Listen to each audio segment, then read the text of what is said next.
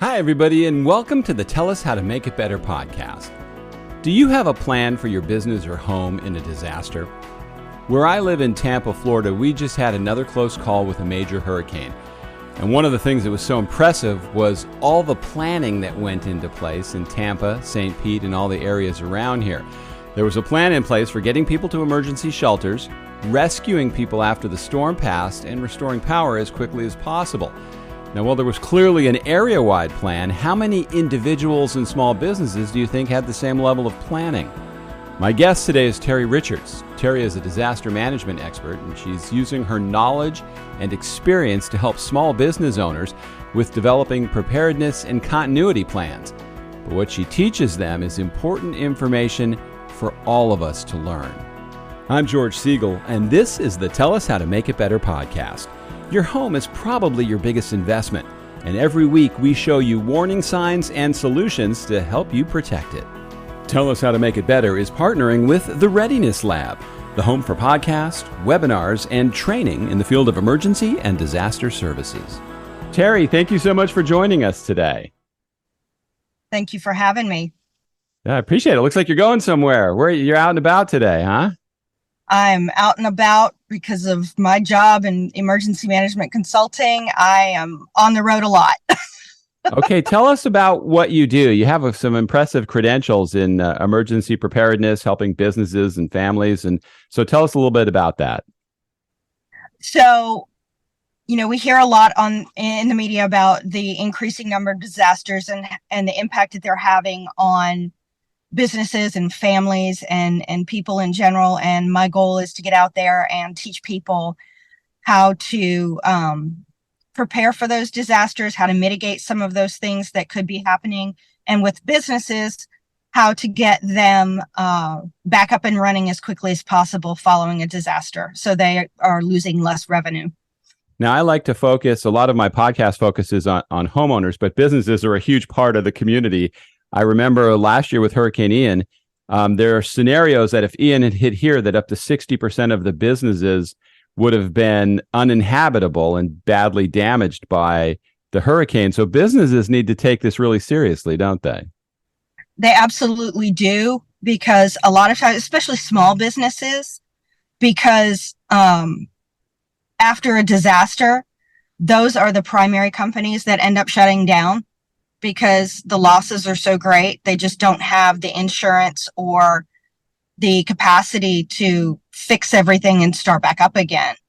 And by having these plans in place and knowing how to respond in the emergencies, and then how to get themselves up and running to keep that revenue coming in as quickly as possible, can help mitigate those losses of small businesses that really help build the foundation of our economy.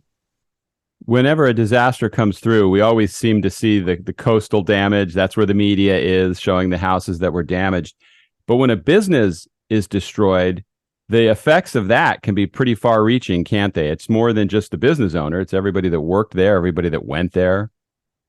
Exactly. It's the employees, the customers, the local economy that business fed.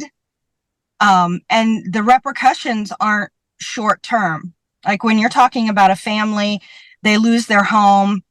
If they have insurance, the insurance company comes in and helps them to rebuild. And it takes a few months, but they're given a place to stay temporarily, generally. And they get to go back to work, and they get to keep moving forward with their life. But when you're talking about a small business, you're not just impacting that one area. Now you have a bunch of people that are suddenly finding themselves unemployed, and they may have had damage on top of now they no longer have a job. So it has a cascading effect that often we don't see talked about in disasters. We generally, through the media, we generally get to see the shock and awe criteria. We'll bring up the Lahaina fires in Maui, and everyone's talking about, look at these homes, how they've been destroyed. Look at what this wildfire did. And nobody's really talking about the people. Nobody's really talking about the direct impact to these people. A lot of them have been priced out of their homes. They may never be able to rebuild. And then you have predatory investors that are coming in and already trying to buy the property off of these folks, 2 days after a major disaster where they may have not only suffered the loss of their home, but the loss of family members. And they're being targeted by these people, and there's no one really to stand there and represent them. Yeah, we saw a lot of that in my documentary film, The Last House Standing. We went to Panama City and Mexico Beach, and people do swoop in and try to get stuff for pennies on the dollar, taking advantage of victims. So they're really they're hit twice, once by the disaster and then once after that by people just trying to rip them off. And it's not even once. I mean, it'll be more than one investor, and they're very tenacious. That's unfortunate. I hate to hear that. Now, we also saw in Mexico Beach too, when a resort has a problem, all the people that work there probably didn't live by the beach. They might have been a mile or two inland, maybe a little further. And there's a lot of damage away from the center that is in the spotlight that is never talked about either. Those people's lives are affected potentially with their job and the place they were living. And that's true. We, like you were saying before, we often see the point of impact for a hurricane, let's say, where the eye made landfall, or just to the east of that eye wall where the winds are heaviest, but they don't really talk about the inland flooding and the tornadoes that are spawned off of that hurricane that do damage much farther away from the center of the storm. Occasionally, in like your local media, they'll talk about specific areas, but in mainstream media and national media, you don't really hear about that. And the way our society is growing is it's a topic for 15 minutes and then they're moving on to the next thing. So people aren't really getting the attention and the services, and the funding is not, with so many disasters happening, the funding is drying up. We'll go back to the people in Maui, and they are crowdfunding on social media and producing groups that where somebody's house was still standing after the fire. They're housing multiple families. They're going out and providing their own food, water, and resources because they aren't getting them. That's a whole nother issue, is if we have all these resources that can't get to people for whatever reason, we've got a group of people here who are extremely resilient. They should be a tremendous example to the rest of us on how to come together as a community and make things happen. And then people have to be extra aware when you're donating money to a tragedy like that. You want to make sure the money's getting where it's intended to go. So many people have visited there that are touched by what happened, but it is unfortunate once you become a victim. So certainly in a situation like that, when you're talking about preparedness, I would think in Hawaii, they're prepared for hurricanes, they're prepared for potential flooding from rain, and possibly tsunamis, because they get tsunami warnings from earthquakes there probably, or volcanoes. But I don't know that they could have prepared for this. What could they have done to even have had a thought that this could happen? So actually, wildfires are a consideration there because the Hawaiian Islands are volcanic and they're active. And typically your wildfires would be triggered by a lava flow or an ash plume with sparks that are generated. This one is a little bit unusual because not only it's a disaster within a disaster. So not only were they experiencing wildfire situations, which they haven't really determined the cause of, but then they have hurricane force winds that are feeding that fire. And if it's been abnormally dry, then that's just an added condition. So while they could have they should have plans for wildfires just from a volcanic activity scenario. This one might have had an extra push with a hurricane fanning the flames. Now, as we're seeing, I was looking at the weather this morning, and the tropics are heating up. There's a potential hurricane tropical storm that could affect Southern California. That will have happened by the time this podcast airs, one way or the other. But it's going to be a very active next several months. What can we give people as a thought process about what they should be doing from a preparedness standpoint? Anytime that you enter a season, whether it's a wildfire season or hurricane season, winter storm season, there's just a set of steps that should be followed. General preparedness things that can help make an incident easier. And I'm not talking about the prepper side of things. I'm not talking about stockpiling your kitchen for a year and a half or anything like that. I'm talking about simple things that you can do. When you're in the store, if you have the capacity, buy a couple of extra cans of canned vegetables. Don't run out and buy bread, milk, and eggs, unless you plan on eating French toast when the power goes out. That's my joke. It's a French toast effect.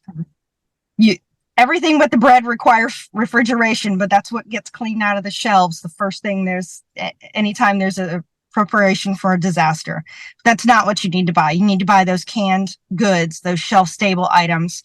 Have a case of water on hand and really be able to sustain yourself for at least 3 days. I mean, that is the absolute minimum. And we talk about things like, it's 1 gallon of water per person. So when my children were younger, we had 7 people. That's a lot of water. That's a fill the bathtub up. Yeah. And use that for your drinking water. Scrub the bathtub, fill it up with water, because trying to have 10 cases of water on hand all the time, that's a little bit extreme. But there are other ways to do things and simple things in a windstorm. Make sure that you've got debris that could be picked up and thrown from your deck or whatever. Take it down, put it away. In a blizzard, in a snowstorm, if you're up north and it gets cold enough, make sure your vehicle is plugged in so that your battery's charged. So if you need to get somewhere or you need to go outside and use your vehicle to charge your cell phones because the power's out for a while, that those things are done and that you are ready for, the impact. And unfortunately, we can't be absolutely ready for the most crazy scenario, but just the little things that you can do to make sure that you can sustain yourself for 3 to 5 days before resources are opening back up again. Those are things that can be done, and they don't have, and it doesn't have to be really expensive.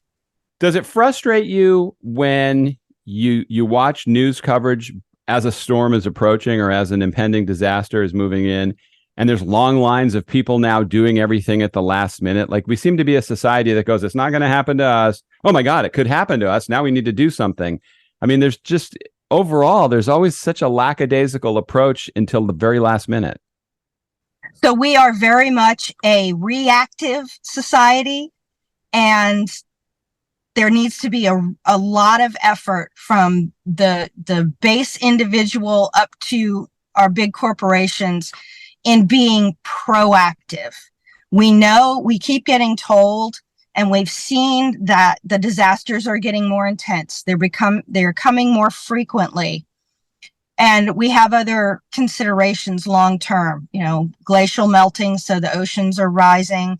So areas that we've built up on barrier islands or right up on the beach could be underwater in the next 10 years. And we have to really start looking forward and being more proactive in how we respond to things, rather than running and buying your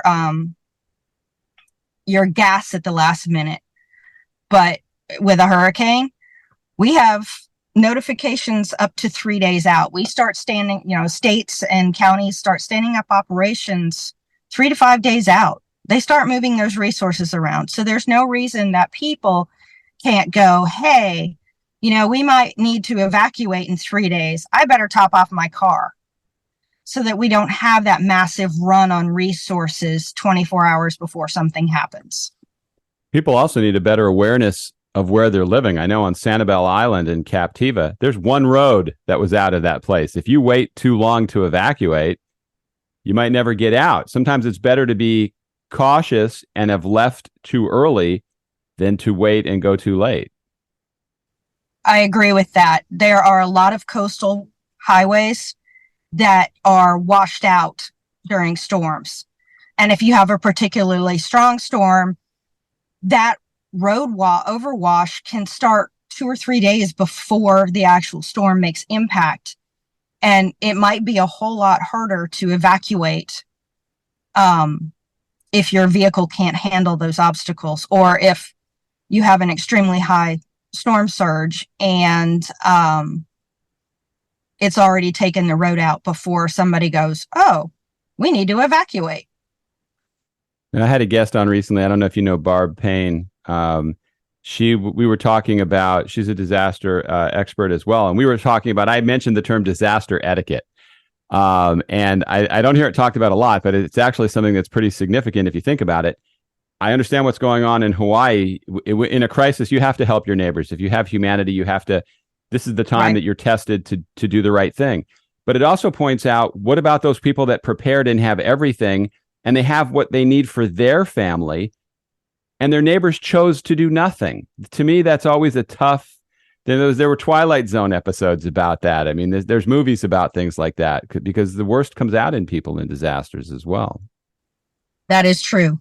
The worst comes out in people in disasters, and you get a lot of the same type of behavior in disasters that you see with people who are down on their luck, maybe homeless or whatever.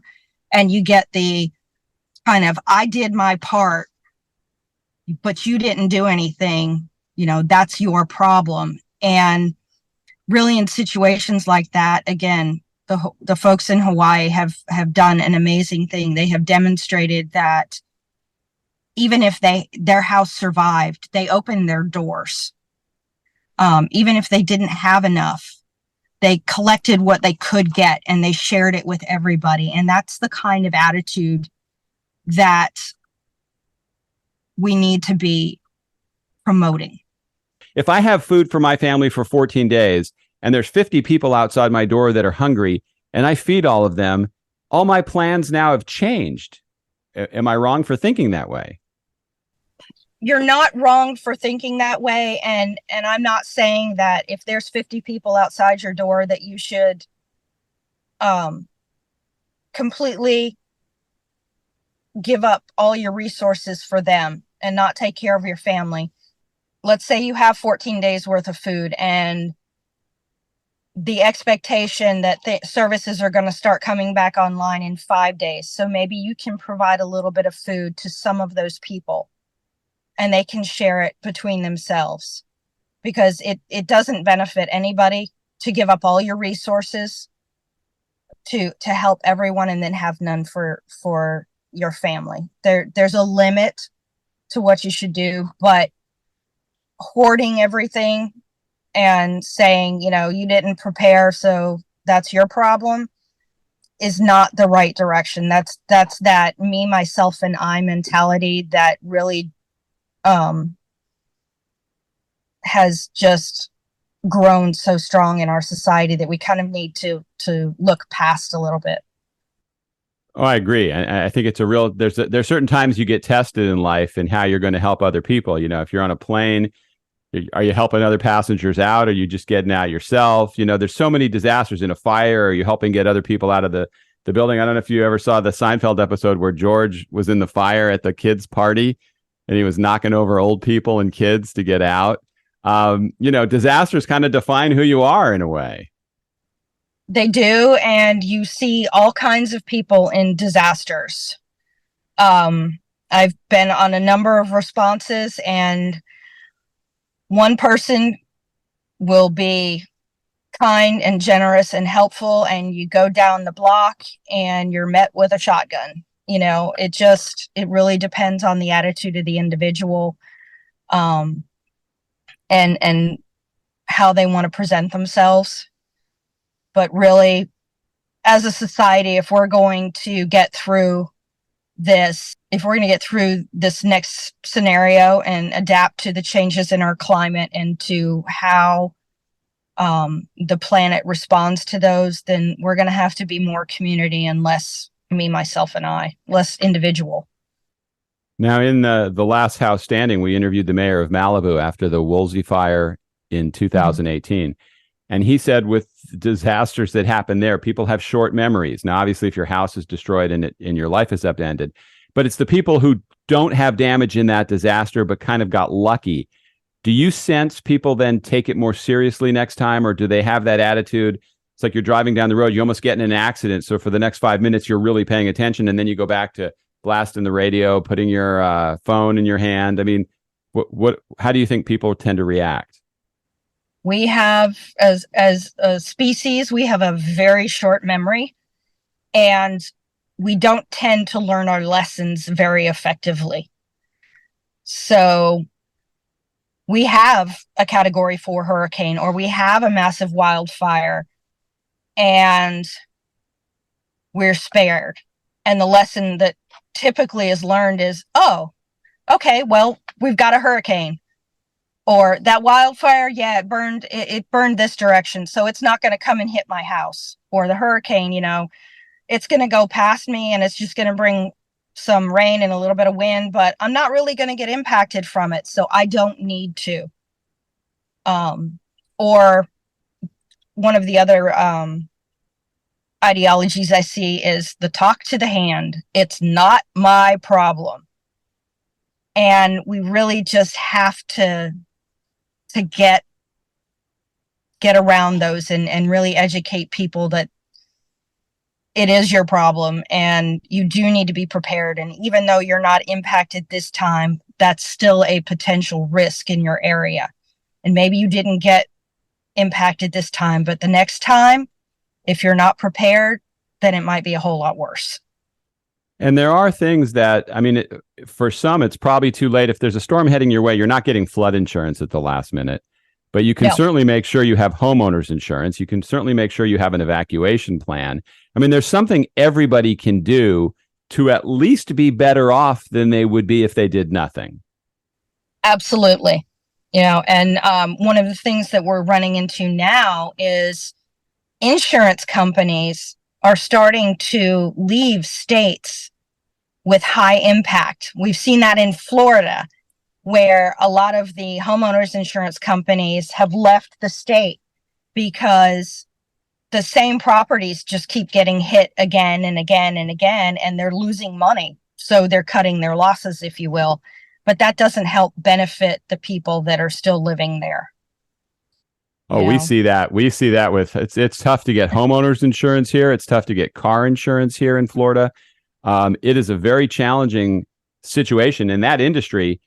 It's almost a false sense of security because their goal is not to pay you if you make a claim. Right. And if you do make a claim, you're not going to be a customer much longer because then they're going to get rid of you anyway. So insurance can be a last resort, but the preparation, so hopefully you don't need it, is almost as important. That's true. It is. The more you do ahead of time to prevent or to mitigate damage, the better off you're going to be. There is no absolute in that. It's not, if I make these preparations, then nothing's going to happen. That just, reality doesn't work that way. But if you do as much as you can, the probability of reducing the damage is much greater than if you do nothing at all. Yeah, the mindset people really need to have is if I do all that to prepare, I do all that stuff and nothing bad happens, I didn't waste my time. You can't look and go, I didn't use my insurance last year, I think I'm going to cancel it this year, because that's when you're going to get nailed. Yes, Absolutely. That is like the what were you thinking moment. And you're right, that attitude, that shift in attitude is like, I did all of this, I'm prepared, and I don't have a lot of damage. So I have done the outlook is, if I do this every time there's a storm that comes through, then I am less likely to be significantly impacted, instead of, well, I did this stuff and nothing happened, so I don't need to worry about it. And unfortunately, that's kind of the direction it tends to go. Yeah, I used to be a TV weathercaster, and one of the things that was one of the worst situations is early in hurricane season when we would tell people they needed to evacuate and the storm would miss us. The next time they were like, hey, you told us last time and it was wrong, so you're going to be wrong again. People can't think that way, can they? No, they really can't. They have to understand that weather in particular has a mind of its own. And you may have a storm that's headed straight for you 3 days from now, and a frontal system comes through and kicks it to the curb, and it came out of nowhere, or the wind shifted and it changed its direction. But if you look at it like, well, it didn't happen the last time, so it won't happen this time, you're going to end up getting caught with your proverbial pants down. Yeah, there's no question. And I think it's going to be a wild next several months, not only with hurricanes in coastal areas, but potential with all the rain they had during the winter in California. They're ripe for some potential fire damage there again. I mean, we're going to have to be on our guard here. It's going to be a wild next several months, isn't it? It is going to be a wild next several months, especially since the Atlantic current is so much warmer than it has been. And doing meteorology, you would understand this, that, with your background, you understand that the warm water that feeds that circulation, and the cooler the water is, the less likely the storm sort of strengthen. But when you have water temperatures off the coast that are 98 degrees, that's just right for anything that comes into that current to just explode with growth. Absolutely. One of my guests was saying what we have to be fearful of is a storm that stalls and then just feeds off of that warm water, and we could just get pounded by that, especially here in Florida and along the Gulf Coast. So it's going to be a heads up time. So any last words of wisdom you have for people, something that they can use to take into this next several months that everybody should be thinking about? So everybody should understand that we cannot predict exactly what the weather's going to do. And the best thing you can do is be prepared for the unexpected.